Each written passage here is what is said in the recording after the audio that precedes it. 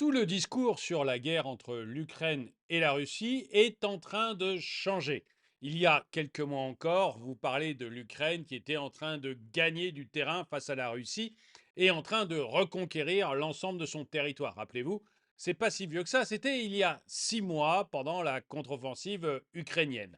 Il y a encore 2 mois, Emmanuel Macron nous décrivait la Russie, pardon, comme étant quasiment à genoux, comme ayant du mal à avoir des militaires. Il disait même que la Russie était en train de visiter ses propres prisons et proposait à ses prisonniers le fait d'être libérés en échange de devenir militaires sur le front. Bref, Macron nous disait que la Russie était en train de perdre. C'était il y a juste 1 ou 2 mois. Seulement voilà, maintenant la réalité est en train de sauter aux yeux de tout le monde. Même Volodymyr Zelensky parle d'une défaite probable de l'Ukraine s'il n'y a pas une intervention extrêmement forte américaine rapidement. Et maintenant, on se demande si la Russie n'aura pas gagné la guerre d'ici l'été prochain. Bonjour et bienvenue dans cette nouvelle vidéo de DME en direct. Comme toujours, si vous n'êtes pas abonné, je vous suggère de le faire et de cliquer sur la cloche pour être prévenu lorsque je sors une nouvelle vidéo. Et jusqu'au 15 avril prochain, jusqu'à lundi 15 avril prochain, sur la boutique DME, vous savez que sur la boutique DME, vous allez trouver des polos comme celui-ci, des mugs comme celui-là, des t-shirts, des sweats, des casquettes, des mugs, je l'ai déjà dit, euh, des autocollants, des magnets, bref, plein de produits dont je suis hyper fier, parce que vraiment, vraiment, à chaque fois qu'on m'envoie un mail, c'est pour me féliciter de mes produits, donc super. Donc ça, vous l'aurez sur la boutique DME. Et jusqu'au 15 avril prochain, donc lundi 15 avril 2024, je vous offre la livraison pour tous les produits que vous achetez. Quel que soit le nombre de produits que vous ayez achetés, la livraison est offerte. Allez sur la boutique DME. Pour ça, vous cliquez en dessous de cette vidéo. Vous devez voir apparaître le polo et le mug. Si vous ne les voyez pas apparaître, vous allez sur dromaeconomy.com ou la chaîne YouTube DME ou la chaîne YouTube Droma Economy. Dans ces 3 cas, c'est l'onglet boutique et vous pourrez trouver tous mes super produits. Et donc jusqu'au 15 avril prochain, la livraison est offerte. Voilà. Après cette petite auto-promo, on va pouvoir. Mais qu'est-ce que vous voulez? J'aime bien mes produits. J'aime bien mes produits. Après cette petite auto-promo, on va voir ce qui se passe actuellement en Russie et en Ukraine parce que le discours a complètement changé. Alors, il a totalement changé par rapport à l'été dernier et même il change là par rapport à ce que nous disait Macron il y a 1 ou 2 mois où il nous parlait d'une Russie qui était censée être vraiment en difficulté, qui ne trouvait plus de soldats, enfin où c'était la Bérésina pour les Russes. Et, et aujourd'hui, où on voit la réalité des choses et où on voit une Ukraine qui est en train de s'effondrer, de complètement s'effondrer, et au point où on se demande, où des généraux, pourtant des généraux de plateau, vous voyez, ceux qui nous annonçaient la victoire de l'Ukraine il y a encore 6 mois, viennent nous dire maintenant que ça pourrait être bien fini avant l'été, cette affaire-là, et que l'Ukraine est complètement en train de s'effondrer. Une incertitude grandissante plane sur le front ukrainien, alors que les prédictions d'une offensive russe imminente font surface. Les hauts dirigeants ukrainiens, dont Vladimir Zelensky, expriment leurs craintes quant à une éventuelle offensive d'ampleur qui pourrait survenir entre la fin du printemps et le début de l'été. Cette menace imminente semble de plus en plus crédible, faisant craindre aux Ukrainiens une détérioration rapide de la situation. Et si vous aviez écouté mes vidéos l'an dernier, quand j'interviewais différentes personnes justement sur la contre-offensive ukrainienne, sur ce qui se passe là-bas, eh bien, euh, vous auriez entendu que il se passerait rien cet hiver, parce que l'hiver là-bas il fait extrêmement froid, les terres sont gelées, on ne peut rien faire, donc il n'y aurait rien pendant l'hiver. Et effectivement, il ne s'est rien passé pendant l'hiver, et que la guerre recommencerait réellement au printemps. Et effectivement, depuis quelques semaines, le climat se réchauffe, ça redevient un peu plus vivable, et parce que si vous avez eu froid à Paris ou à Lyon ou à Bordeaux, vous ne savez pas ce qu'est le froid, croyez-moi. Moi, j'ai vécu J'ai vécu une année en Roumanie, je peux vous dire que le vrai froid, c'est impressionnant. Et du coup, donc le printemps redémarre un peu, les températures remontent un petit peu, et on a vu qu'il y a eu des premières attaques russes, et la Russie commence à grignoter petit à petit le territoire ukrainien, un peu partout, village par village, ville par ville, et ça avance assez vite. Et plus les conditions climatiques vont être favorables, et notamment là, toute la période du printemps, avril, mai, juin, plus les conditions climatiques vont être favorables, plus les Russes vont pouvoir mettre de leur puissance dans leurs attaques. Et on voit d'ailleurs qu'ils préparent ça aussi dans leur discours, hein. J'en ai pas reparlé, mais avec les attentats de Moscou, vous avez de plus en plus, même récemment, tout récemment, la justice, entre guillemets, russe, qui dit de plus en plus que l'objectif des terroristes, c'était de rejoindre Kiev. Et les terroristes eux-mêmes ont dit que leur but, après d'avoir commis le massacre à Moscou, c'était de rejoindre Kiev. Alors, faut pas être dupe non plus, hein. Les gars sont torturés dans leurs cellules.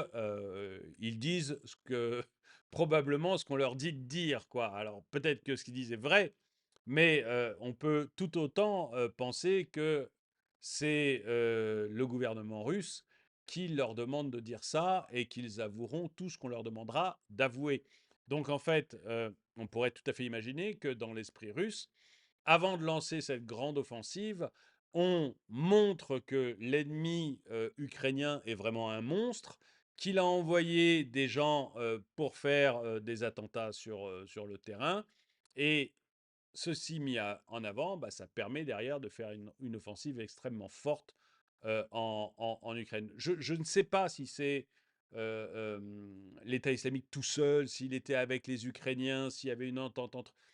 Je rentre pas là-dedans. Je ne dis pas que c'est vrai ou que c'est faux. C'est peut-être vrai, c'est peut-être faux, peu importe, parce que c'est pas le sujet de cette vidéo. Mais ce qui est intéressant de voir, c'est que ça va apporter de l'eau au moulin de Vladimir Poutine, et que diaboliser l'Ukraine, que ce soit vrai ou faux, diaboliser l'Ukraine, ça lui permet derrière de mobiliser encore plus de troupes et encore plus de puissance de feu sur l'attaque. Et donc l'attaque semble vraiment imminente. Et maintenant, les experts disent qu'il y a de bonnes chances qu'on arrive à une attaque de très grande ampleur contre les Ukrainiens avant l'été. Et la vraie question, c'est est-ce que la guerre va pas être finie avant l'été? Ce qui en plus est dans l'intérêt de Poutine, parce que ça lui permet, lui, de profiter d'un moment où les Américains sont embourbés dans leurs problèmes de budget et de dette. Et donc, ils ne peuvent pas donner actuellement d'argent à l'Ukraine. Et du coup, l'Ukraine est bien vulnérable. C'est un bon moment pour attaquer en ce moment. Selon les observations du général Vincent Desportes, expert militaire, les dynamiques semblent s'être inversées en faveur de la Russie au cours de cette deuxième année de guerre. Il souligne notamment la capacité renforcée de l'industrie russe de produire des armements, surpassant de loin les capacités ukrainiennes dans ce domaine. Les chiffres parlent d'eux-mêmes. La Russie produit actuellement 2 fois plus de drones que son voisin ukrainien, ce qui confère un avantage stratégique indéniable. Et j'avais vu que pour un obus tiré par l'Ukraine, mais donc fourni par l'ensemble des alliés, hein, puisque c'est nous qui fournissons les obus à l'Ukraine, pour un obus tiré par l'Ukraine, la Russie peut en tirer 10. Donc on a vraiment une différence de puissance de feu qui est absolument gigantesque. Toutefois, une offensive d'une telle ampleur ne se réalise pas sans défi. Bien que les effectifs russes puissent sembler impressionnants, avec la mobilisation récente de 150 000 conscrits en avril, j'en profite pour signer que encore une fois, hein, Emmanuel Macron nous racontait il y a un mois ou deux, je ne me rappelle plus, j'ai fait une vidéo à ce sujet-là, mais il nous racontait il y a un mois ou deux que la Russie n'avait pas d'hommes et qu'ils étaient obligés d'aller chercher au fond des prisons. Or là, on a la mobilisation de 150 000 conscrits. On n'est pas loin de la taille de l'armée française en un mois. Le colonel Michel Goya souligne la nécessité de temps pour les former adéquatement. Ce délai nécessaire à la préparation des troupes laisse entrevoir un rapport de force relativement stable dans les mois à venir. Eh bien, on verra si ce sera dans les mois à venir. Je suis ou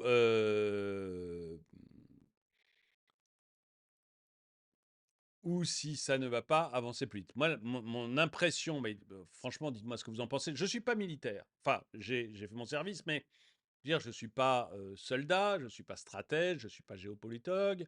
Mais quand je regarde actuellement les journaux, et ça, pour le coup, je le fais beaucoup, tout ce que je vois, c'est la Russie qui grappille du terrain partout en Ukraine. Notamment des grandes villes qui sont attaquées. Là, ça fait 2 3 jours que l'on dit qu'une ville dont j'ai oublié le nom est défendue par les Ukrainiens, que les Russes essayent de rentrer dedans. Ça faisait 2 3 jours. Et là, a priori, ce matin, je voyais que la Russie commençait à entrer dans la ville. Donc, tout ce que je vois, c'est que ça avance. Donc, il faut peut-être des mois pour former les recrues, même probablement, mais on voit que malgré tout, la Russie avance. Donc, le rapport de force stable, oui, stable, mais au grand détriment de l'Ukraine. Et ça risque de s'envenimer encore. Malgré les avancées territoriales russes, qui ont déjà permis de grignoter une partie significative du territoire ukrainien, une percée décisive semble peu probable pour le moment. Les tactiques de guerre de position privilégiées dans le conflit actuel requièrent une patience et une résilience que les Ukrainiens, malheureusement, peinent à maintenir sans un soutien extérieur adéquat.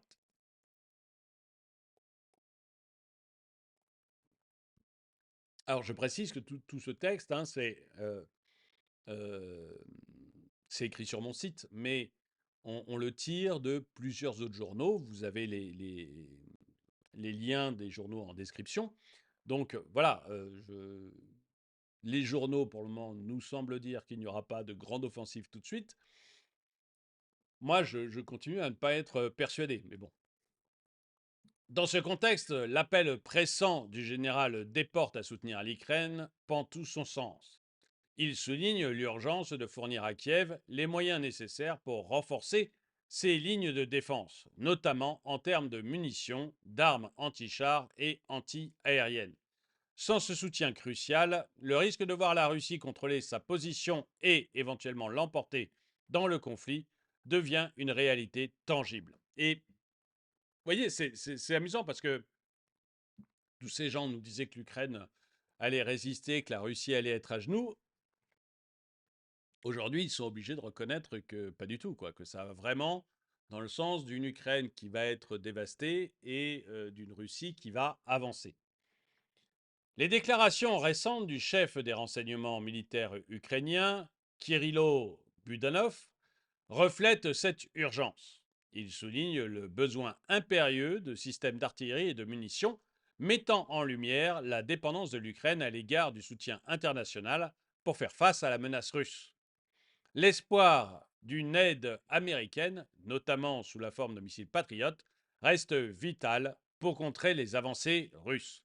Et comme je vous le disais, pour l'instant, l'aide américaine, elle est bloquée. Il n'y a pas de vote du Congrès. Au moment où je fais cette vidéo, le Congrès n'a toujours pas voté depuis plusieurs mois maintenant d'aide significative à l'Ukraine.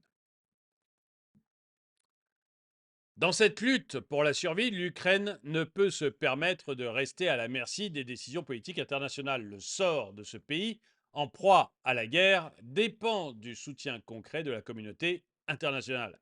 Face à une Russie déterminée et bien armée, l'heure est à l'action concertée concertée, oui, ça par là, pour préserver la paix et la stabilité dans la région. Eh bien, j'aimerais bien savoir ce que vous en pensez. Voilà.